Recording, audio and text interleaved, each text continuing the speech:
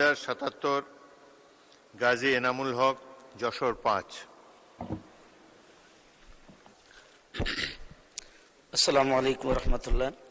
মাননীয় স্পিকার, আপনাকে ধন্যবাদ। আমার প্রশ্ন মাননীয় শিল্পমন্ত্রীর কাছে। মাননীয় শিল্পমন্ত্রী মহোদয়, অনুগ্রহ করে বলবেন কি, যশোর জেলার মনিরামপুর উপজেলায় উৎপাদিত বিপুল পরিমাণ ধান, সবজি ও মৎস্য সংরক্ষণ এবং প্রক্রিয়াজাতকরণের লক্ষ্যে সেইখানে একটি বিশেষায়িত অ্যাগ্রো প্রসেসিং পার্ক বা কোল্ড স্টোরেজ সুবিধা সম্মিলিত জোন, কোল্ড স্টোরেজ জোন তৈরি কোনো পরিকল্পনা সরকারের আছে কিনা? খ, থাকলে তা কতদিনের মধ্যে বাস্তবায়ন করা হবে, এবং যদি তা কোনো পরিকল্পনা না থাকে তবে স্থানীয় কৃষকদের উৎপাদিত পণ্যের ন্যায্য মূল্য নিশ্চিতকরণে সরকার কি পদক্ষেপ গ্রহণ করবেন? ধন্যবাদ মাননীয় স্পিকার। প্রশ্ন কি কৃষিমন্ত্রীকে করেছেন না তথ্যমন্ত্রীকে করেছেন? জনাব স্বপন, আপনি কি এটা জবাব দিতে চান নাকি? আমার তো যতটুকু আমি খেয়াল করেছি উনি শিল্পমন্ত্রীকে উদ্দেশ্য করে প্রশ্ন করেছেন। আপনি অপেক্ষা করেন, শিল্পমন্ত্রী যখন তার টার্ন আসলে তখন বলবেন।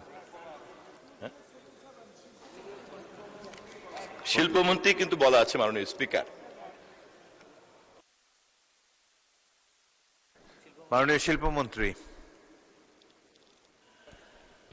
মাননীয় স্পিকার, আপনাকে ধন্যবাদ। আপনার মাধ্যমে মাননীয় সদস্যকেও ধন্যবাদ। যশোর জেলার মনিরামপুরে বিসিকের আপাতত নতুন শিল্পনগরী করার কোনো পরিকল্পনা নাই।